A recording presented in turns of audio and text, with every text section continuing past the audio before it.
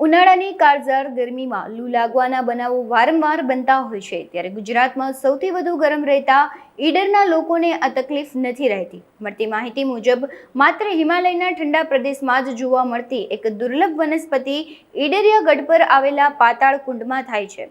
ભારતમાં માત્ર ઈડરમાં આ ટાઢોળી વનસ્પતિ જોવા મળે છે. આ વનસ્પતિને મૂળ સાથે માથામાં લગાવતા ગરમી દૂર થાય છે, તેમજ પગમાં લગાવતા પગના વાઢિયા પણ દૂર થાય છે તેવું સ્થાનિકોનું માનવું છે.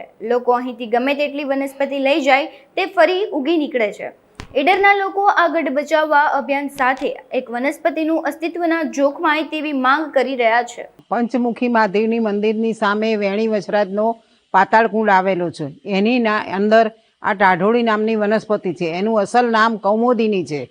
અને આ ટાઢોળીનો ઉપયોગ માથામાં ગરમી સખત થઈ હોય તો બહાર કાઢી અને ધોઈ અને માથામાં લગાવવાથી મગજની ગરમી દૂર થાય છે. આ વનસ્પતિ ફક્ત હિમાલયમાં અહીંયા થાય, બીજા પાણીમાં ક્યાંય આ વનસ્પતિ થતી નથી.